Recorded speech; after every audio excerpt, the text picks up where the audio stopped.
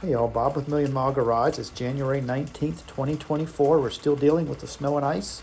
We have not had mail delivery, UPS, FedEx, or garbage pickup in 6 days. It's been almost a week. Tomorrow, Saturday, will be a week. You can see Austin's trying to get the sidewalk cleared because we're going to have another rain and freeze tonight. And we were a little concerned.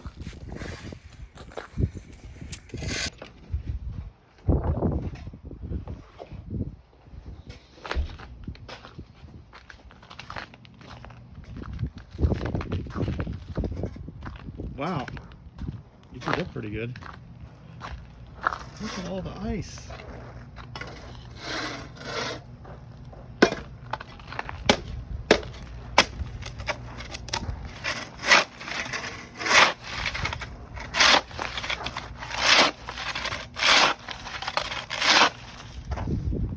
I guess if you just make a little path, that should be good enough, right?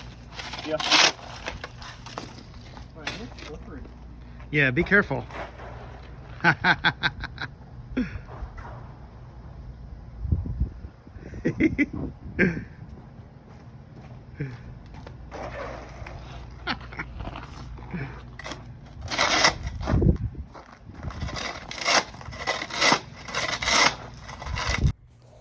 Yeah, I just want to show you all this real quick. This is hard packed ice. This is not snow. And it's several inches thick right here. And it's like this all over North Alabama and Huntsville. And I can remember driving in a blizzard from Boston to New Hampshire a few years ago, if y'all remember that one. And that was less challenging than it is in Alabama because they don't plow most of the roads and they don't use de-icer. So even if you've got a four-wheel drive vehicle, if you're dealing with ice, it's a very difficult situation. I would have taken the blizzard in New Hampshire over this.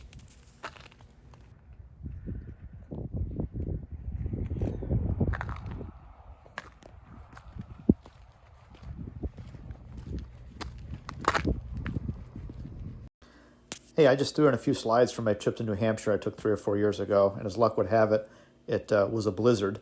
And we were traveling for business at the time. We had to travel from Boston to New Hampshire, spend the night, and then make it to the office the next day there. I think that was a four-wheel drive Ford Ranger we had. Worked beautifully in the snow. And by the way, they plow the roads and they salt the roads there, even though we had several feet of snow drop down that night. And I have to say, it was really not that challenging. That's where we had breakfast, by the way. That's me standing next to the Ranger. You can see here, snow everywhere. Not that difficult, not that challenging, in my opinion, compared to what they have in Alabama, where typically they don't plow or salt most of the roads. Makes it very difficult when they're iced over. Ah, thanks, Austin.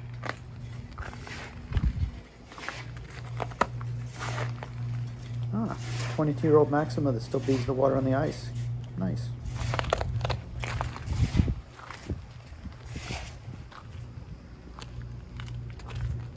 So I can tell the ice has, it's really slick on top, but it's kind of melty underneath. And so it's got a really weird, squishy, slippery feeling to it, like it just wants to give off from underneath you. Kind of reminds me of when you walk across a frozen lake.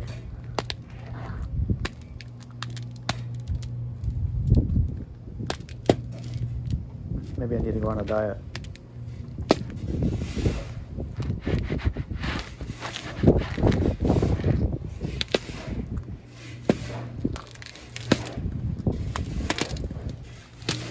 Whoa. Ooh.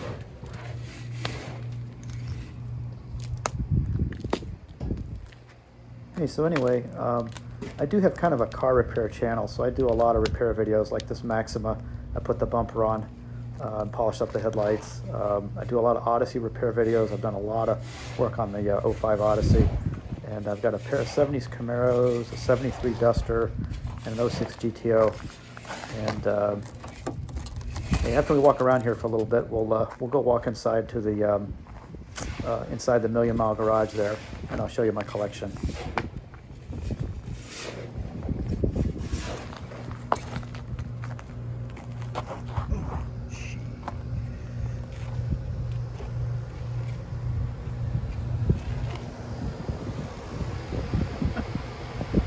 All right, you only got another, what, 30 feet to go?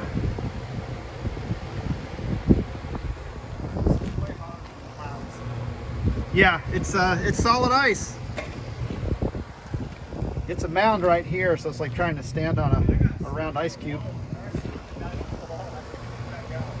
Yeah, I'm sliding right here. I can't stand on this spot right here. I'm just going right into the wall. Right into the wall. Yep. Sure. All right, just be careful.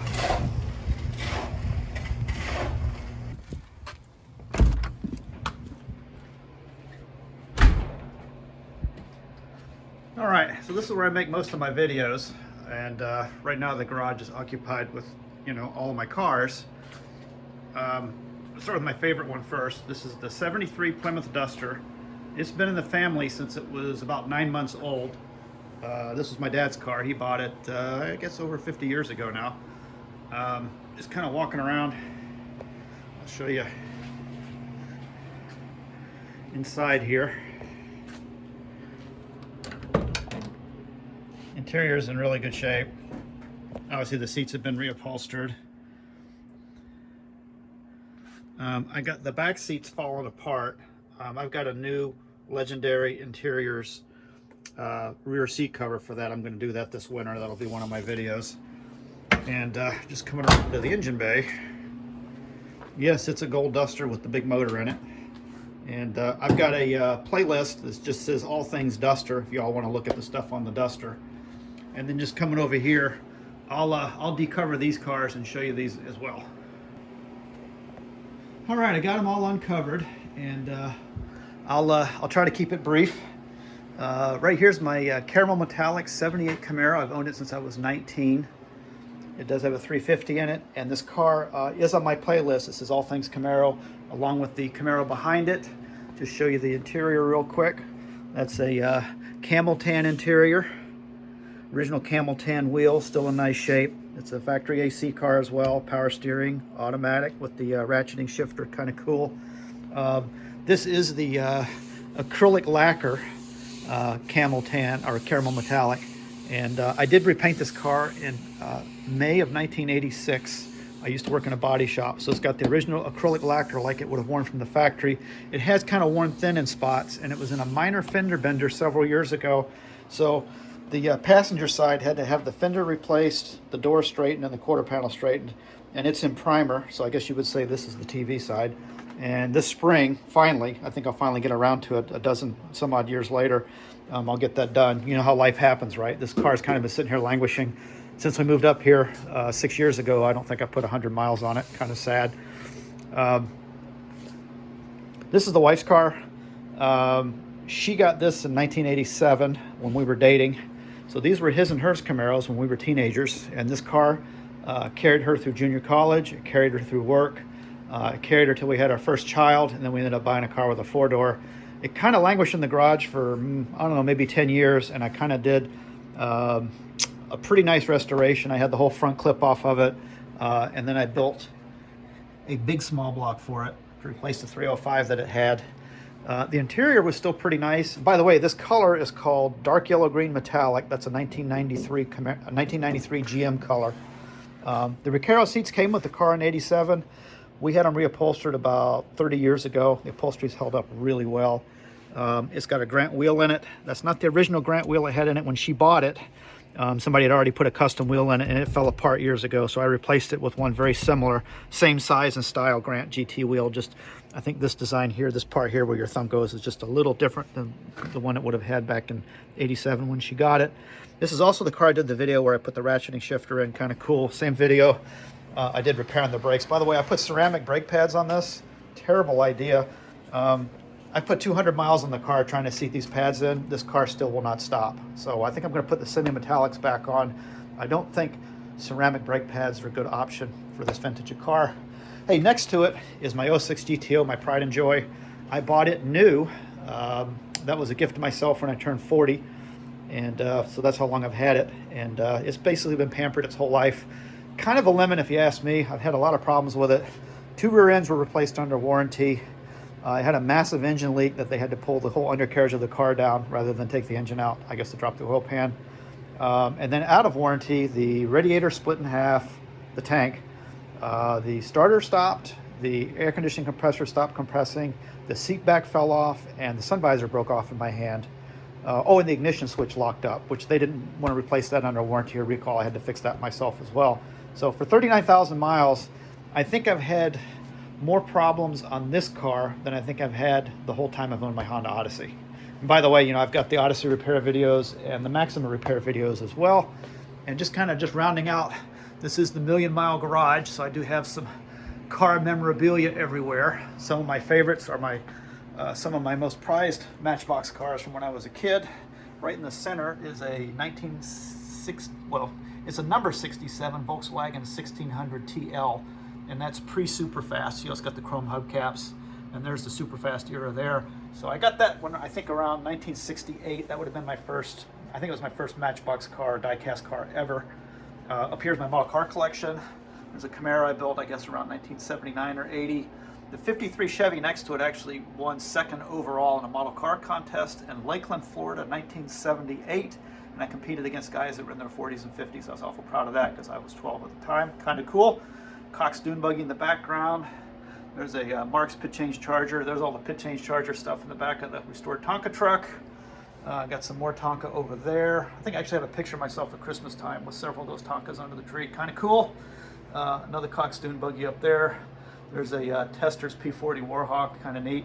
049 powered stuff from back in the day. And then I got some, most of these radio control stuff from mine as a kid. The Sears Sunray van, that was a birthday present to me, I guess in 1978.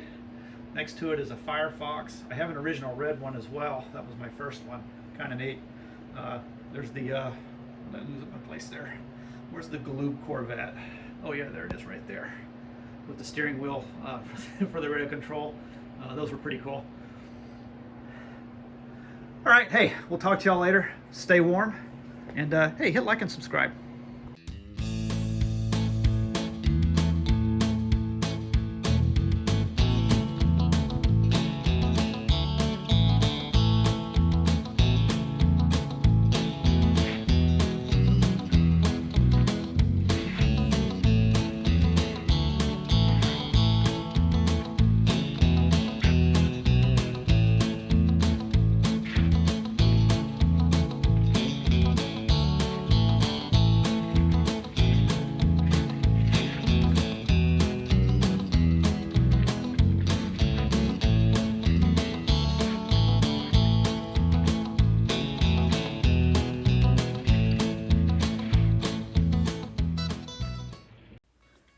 Hey, a Million Mile Garage tip: don't eat the yellow snow.